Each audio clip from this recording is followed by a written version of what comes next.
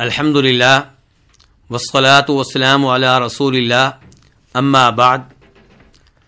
ہمارے بھائی سلیم اکبر ڈبلن سے اور عامر بھائی کینیڈا سے اور عمار فیصل بھائی انگلینڈ سے سوال کرتے ہیں کہ موجودہ حالات میں اگر مسجد میں عید کی نماز پڑھنا ممکن نہ ہو، کھلے میدان میں کسی پارک وغیرہ میں عید کی نماز پڑھنا ممکن نہ ہو، تو کیا گھروں میں عید کی نماز ادا کی جا سکتی ہے؟ اور اگر گھر میں عید کی نماز پڑھتے ہیں تو کیا اس میں خطبہ بھی دیا جائے گا؟ تو اس سوال کا جواب جاننے سے پہلے یہ جاننا ہوگا کہ عید کی نماز کا اسلام میں حکم کیا ہے.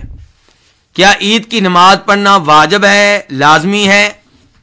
لازمی ہے تو کیا ہر ایک پہ لازم ہے، ہر ایک پہ واجب ہے، یا چند لوگ یہ فریضہ ادا کر لیں تو باقی لوگوں سے ساقط ہو جائے گا، یا یہ عمل سنت موقدہ ہے؟ تینوں اقوال، تینوں آراء موجود ہیں. کچھ علماء کرام یہ مانتے ہیں کہ نماز عید کیا ہے، سنت موقدہ ہے. کچھ علماء کرام کہتے ہیں یہ فرض ہے لیکن سب پہ نہیں، کچھ لوگ اس پہ عمل کر لیں تو باقی لوگوں سے یہ فریضہ ساقط ہو جائے گا. اور تیسرا موقف یہ ہے کہ نماز عید ادا کرنا واجب ہے اور ہر ایک پہ واجب ہے، اور یہ آخری موقف درست موقف ہے، یہ راجح ہے. اس کے راجح ہونے کے دلائل کیا ہیں؟ پہلی دلیل یہ ہے کہ نبی علیہ الصلوۃ والسلام اپنی زندگی میں مسلسل عید کی نماز پڑھتے رہے، کبھی آپ نے ناغا نہیں کیا، نہ کبھی آپ نے زبانی ایسا اشارہ دیا جس سے پتا چلے کہ یہ نماز پڑھنا واجب نہیں ہے، اور نہ عملی طور پہ آپ نے کوئی ناغا کیا کہ ہمیں معلوم ہو جاتا کہ یہ نماز پڑھنا واجب نہیں ہے. پھر آپ کے خلفائے راشدین بھی مسلسل اسی پہ گامزن رہے، اسی پہ کاربند رہے اور عید کی نماز ادا کرتے رہے. دوسرے نمبر پہ دلیل یہ ہے کہ نبی علیہ الصلوۃ والسلام نے عورتوں کو یہ تعلیمات دی ہیں کہ وہ نماز کہاں پڑھیں؟ گھر میں پڑھیں. ان کی نماز مسجد سے گھر میں ادا کرنا کیا ہے؟ افضل ہے، بہتر ہے. لیکن جب عید کی باری آتی ہے تو آپ ام عطیہ سے کہہ رہے ہیں، انہیں حکم دے رہے ہیں کہ تمام عورتوں کو عید کی نماز کے لیے گھروں سے نکالو. ان عورتوں کو بھی نکالو جو پردے کی وجہ سے گھر کے اندرونی حصے میں رہتی ہیں، نوجوان عورتوں کو بھی نکالو. آپ سے سوال ہوا کہ یہ عورتیں ایسی ہیں جن کے پاس پردے کے لیے چادریں نہیں ہیں، فرمایا انہیں بھی نکالا جائے. تو پردے کا کیا بنے گا؟ فرمایا جس عورت کے پاس چادر نہیں ہے اسے اس کی سہیلی اپنے پردے میں شریک کر لے. غور کیجئے، پردہ نہ ہونے کی وجہ سے آپ نے عید کی نماز کو ساقط نہیں کیا. اور دوسری طرف پردے کی اہمیت سمجھیں، پردہ نہ ہونے کی وجہ سے آپ نے یہ نہیں کہا کہ پردے کے بغیر وہ آ جائیں، کہا پردہ بھی کرنا ہے اور عید کی نماز بھی ادا کرنی ہے. یہاں سے میری ان ماؤں بہنوں کو سبق حاصل کرنا چاہیے جو بے پردگی میں زندگی گزار دیتی ہیں، اور خصوصاً عید کا دن ہماری نوجوان بیٹیوں نے، بہنوں نے مکمل طور پہ میک اپ کیا ہوتا ہے اور پردے کے بغیر بازاروں میں پھر رہی ہوتی ہیں، عید کی نماز پڑھنے کے لیے آ رہی ہوتی ہیں، رشتہ داروں کے گھروں میں جا رہی ہوتی ہیں. تو نبی علیہ الصلوۃ والسلام نے پردہ بھی معاف نہیں کیا اور عید کی نماز کو بھی ساقط نہیں کیا. تو اس سے پتا چلا کہ نماز عید واجب ہے، مرد کیا عورتوں پہ بھی واجب ہے. اور تیسرے نمبر پہ تیسری دلیل، نماز جمعہ کی فرضیت ہم سب جانتے ہیں، نماز جمعہ فرض ہے. جب کہ نبی علیہ الصلوۃ والسلام نے عید کا دن جمعہ کے دن ہونے پہ جمعہ کی نماز کو ساقط کر دیا ہے. آپ نے رخصت دے دی ان لوگوں کو جو عید کی نماز پڑھ لیں کہ وہ جمعہ سے رخصت لے سکتے ہیں، جمعہ کی نماز میں حاضر نہ ہونا چاہیں تو انہیں رخصت ہے. عید چونکہ جمعہ کے دن ہے، دو چیزیں جمع ہو گئی ہیں، عید کی نماز بھی اور جمعہ کی نماز بھی. تو آپ نے کہا ہے کہ وہ لوگ جو عید کی نماز ادا کریں گے انہیں جمعہ کی نماز سے رخصت ہے، لیکن آپ نے جمعے کی وجہ سے عید کی نماز میں رخصت نہیں دی. تو اس سے کیا پتا چلا کہ نماز عید واجب ہے، یہ ادا کرنا فرض ہے، لازمی ہے، ضروری ہے.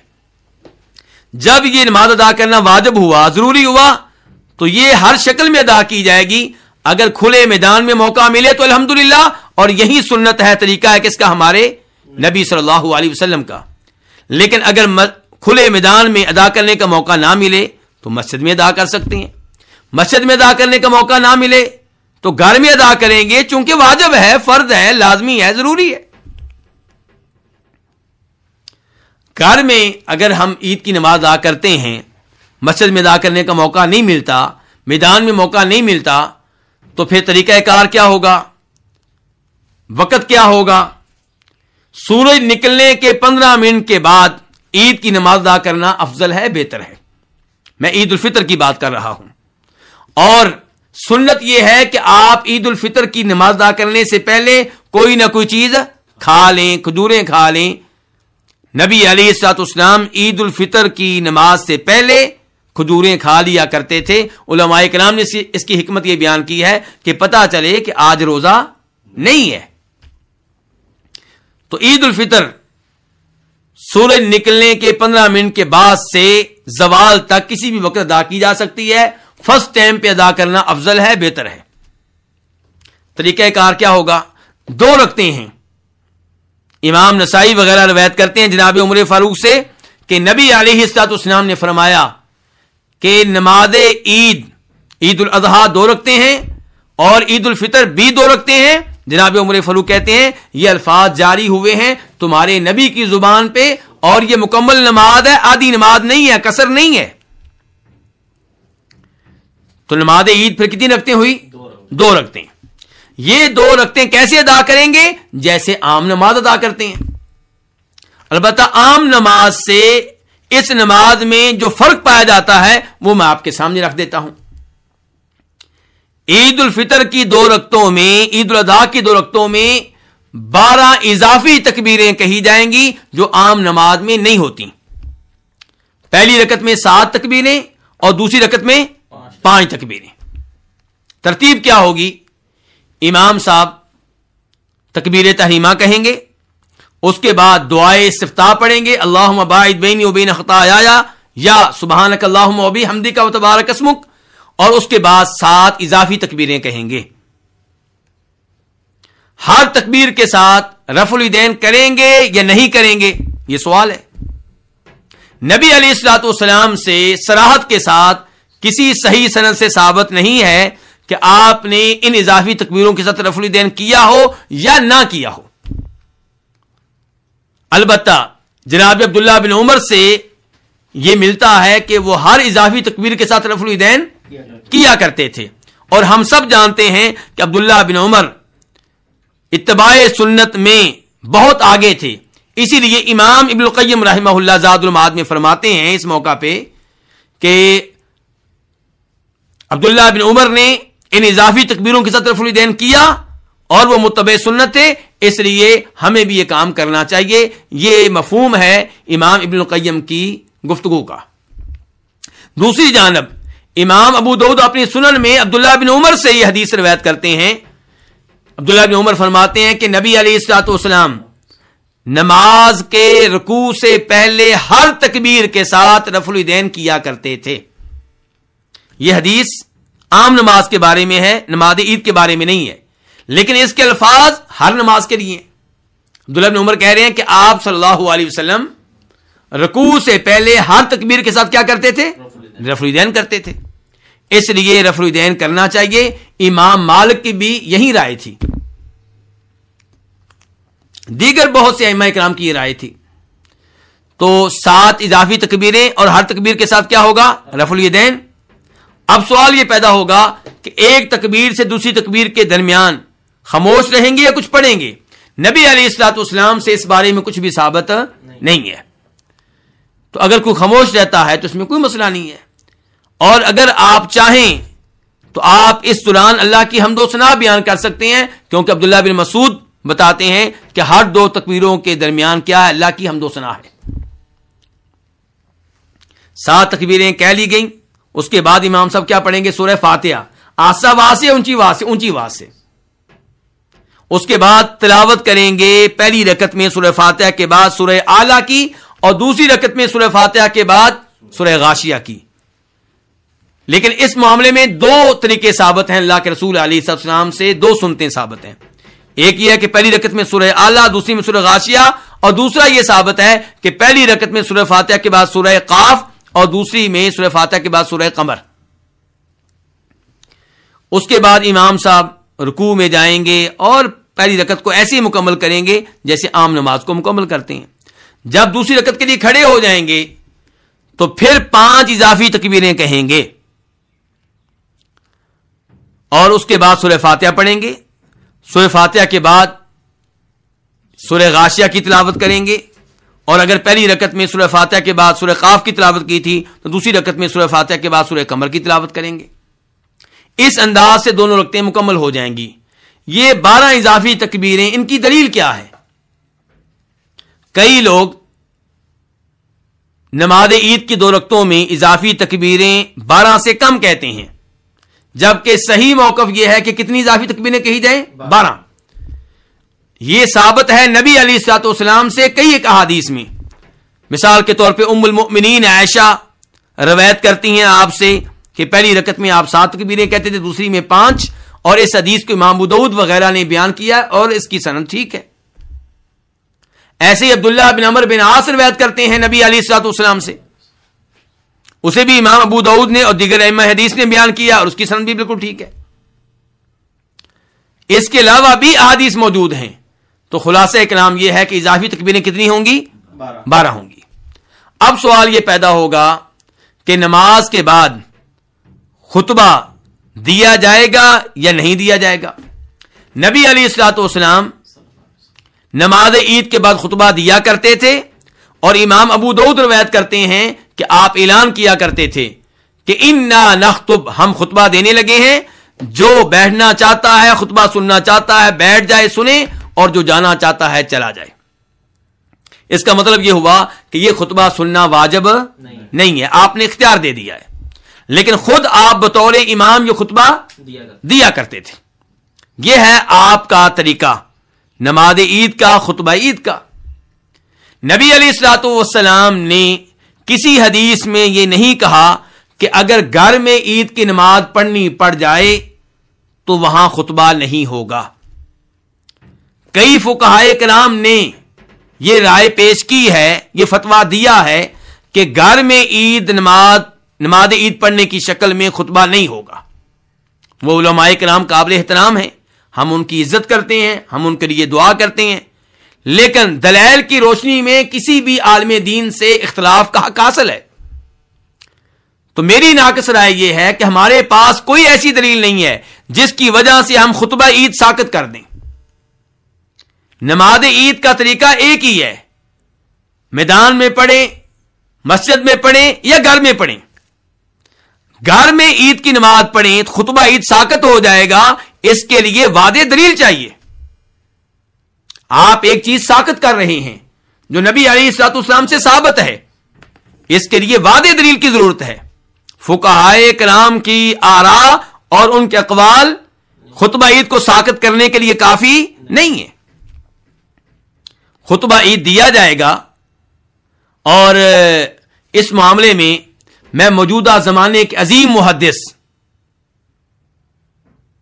علامہ محمد ناصر الدین البانی رحمہ اللہ کا طریقہ بھی آپ کے سامنے رکھنا چاہوں گا۔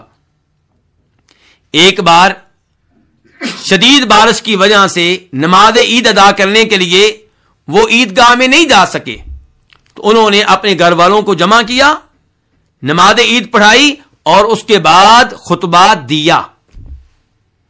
یہ کن کی بات کی میں نے؟ شیخ محمد ناصر الدین البانی رحمہ اللہ کی، عظیم محدث، عظیم فقیہ۔ اور آپ جانتے ہیں کہ شیخ البانی اتباع سنت میں بہت آگے تھے، تو اس لیے میری ناقص رائے یہی ہے کہ خطبہ عید دیا جائے گا۔ اب آپ سوال کریں گے کہ عام آدمی کیسے خطبہ عید دے گا؟ تو خطبہ عید دینا کچھ زیادہ مشکل نہیں ہے، ابھی چند ایام باقی ہیں، وہ خطبہ یاد کر لینا چاہیے جو نبی علیہ الصلوۃ والسلام دیا کرتے تھے۔ ان الحمد للہ نحمدہ ونستعینہ ونستغفرہ، یہ پورا خطبہ یاد کر لینا چاہیے، اور سعادت مند ہے وہ آدمی جو نبی علیہ الصلوۃ والسلام کے الفاظ کو یاد کرے اور اپنے سینے میں جگہ دے اور پھر لوگوں کے سامنے بیان کرنے کی سعادت حاصل کرے۔ لیکن اگر کوئی یاد نہیں کر پاتا تو اتنا تو آپ کہہ سکتے ہیں الحمدللہ رب العالمین والصلاۃ والسلام علی نبینا محمد وآلہ وصحبہ اجمعین۔ اور اگر آپ اتنا بھی نہیں کہہ سکتے، یہ تو کہہ سکتے ہیں الحمدللہ والصلاۃ والسلام علی رسول اللہ۔ اور اگر آپ یہ بھی نہیں کہہ سکتے تو الحمدللہ تو آپ کہہ سکتے ہیں، الحمدللہ رب العالمین آپ کہہ سکتے ہیں، دوسرے درود آپ درود ابراہیمی پڑھ لیں، اللہم صلی علی محمد، وہ پورا درود ابراہیمی ہر ایک کو آتا ہے، وہ پڑھ لیں، یا الحمدللہ رب العالمین وصلی اللہ علیہ وسلم پڑھ لیں آپ، یعنی کہ اللہ کی حمد و ثنا بھی بیان کر لیں اور نبی علیہ الصلوۃ والسلام پہ درود بھی پڑھ لیں۔ بہتر یہی ہے کہ خطبہ حاجت یاد کریں پورا، لیکن اگر وہ آپ یاد نہیں کر پاتے تو کسی بھی طریقے سے اللہ کی حمد و ثنا بیان کریں، نبی علیہ الصلوۃ والسلام پہ درود پڑھیں اور پھر لوگوں کو وعظ و نصیحت کریں۔ وعظ و نصیحت آپ کیا کریں گے؟ جو بھی آپ کے ذہن میں، مثال کے طور پہ آپ انہیں بتائیں کہ اللہ نے آپ پہ انعام کیا، آپ کو روزے رکھنے کی توفیق دی، اللہ نے آپ پہ کرم کیا، آپ کو مسلمان بنایا، اللہ کی بے شمار نعمتیں آپ کے پاس ہیں، عید کے دن نعمتوں کو بھول نہیں جانا، کوئی ایسا کام نہیں کرنا جو حرام پہ مبنی ہو، عید کے دن گندی فلمیں نہیں دیکھنی، عید کے دن مرد حضرات اپنی شلواریں ٹخنوں سے نیچے نہ لڑکائیں، عید کے دن اپنی داڑھی نہ موڑیں، اپنی نگاہوں کی حفاظت کریں، اور ویسے بھی بتائیں کہ اس دن عہد کریں کہ ہم نے سود سے بچنا ہے، ہم نے چوری سے بچنا ہے، غیبت سے بچنا ہے۔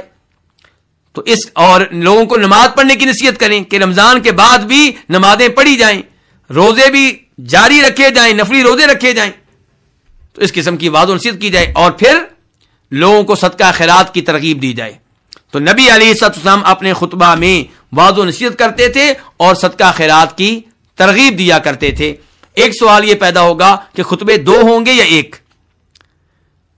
نماز جمعہ میں کتنے خطبے ہوتے ہیں؟ خطبہ جمعہ دو حصوں پہ مشتمل ہوتا ہے، آپ پہلے ایک خطبہ دیتے تھے، پھر بیٹھتے، پھر کھڑے ہو کے دوسرا خطبہ دیا کرتے تھے۔ نماز عید میں ایسا آپ سے صحیح سند سے ثابت نہیں ہے، اس لیے خطبہ عید ایک ہی ہوگا۔ خطبہ عید میں دعا کی نہایت اہمیت ہے، کیونکہ نبی علیہ الصلوۃ والسلام نے ام عطیہ سے کہا تھا عورتوں کو لے کر آؤ نماز عید کے لیے، عیدگاہ میں پہنچیں، وہ عورتیں بھی پہنچیں جو حیض کی حالت میں ہیں، وہ نماز میں شریک نہ ہوں، مسلمانوں کی دعا میں شریک ہوں۔ اس کا مطلب یہ ہے کہ خطبہ عید میں دعا کو اہمیت دینی چاہیے اور دعا کا اہتمام کرنا چاہیے۔